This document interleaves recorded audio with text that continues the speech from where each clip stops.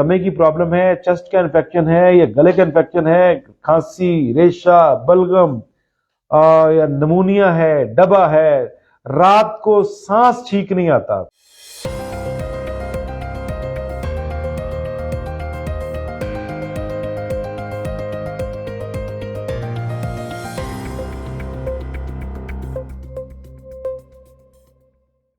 कलीम नियाजी साहब कहते हैं हकीम साहब रेशा बहुत ज्यादा है, कोई हल बता दे।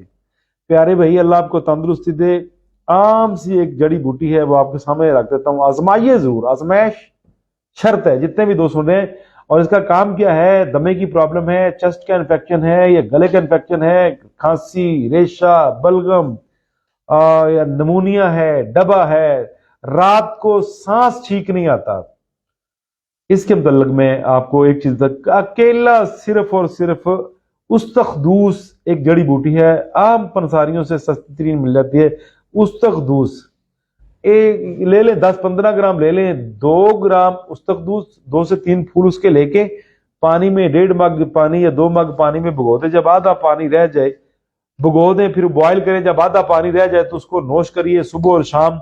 और पहली खुराक की जो अगर आप रात को पिएंगे ना, मेरे रब के हुक्म से कलीमुल्लाह नियाजी साहब, इंशाअल्लाह बफज़लिल्लाह आपके बलगम, रेशा, चेस्ट का इन्फेक्शन, ये वो सारा मामला अल्लाह के हुक्म से रात आपको पुरसोज नींद आएगी।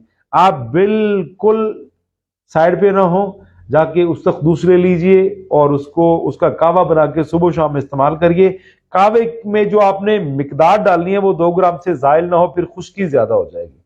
तो कोशिश करिए आप उस तक दूस यूज करिए, इंशाअल्लाह बफज़लिल्लाह राब के हुक्म से आपको फायदा होगा। लेकिन इसके साथ परहेज भी आजाद जरूरी है। चावल, गोभी, बड़ा गोश्त, दाल, चना, ब्रॉयलर मुर्गी, लस्सी, दही, ठंडा पानी, कोल्ड ड्रिंक, ये चीजें जो है ना मुकम्मल आपको छोड़ना पड़ेगी इंशाअल्लाह बफज़लिल्लाह।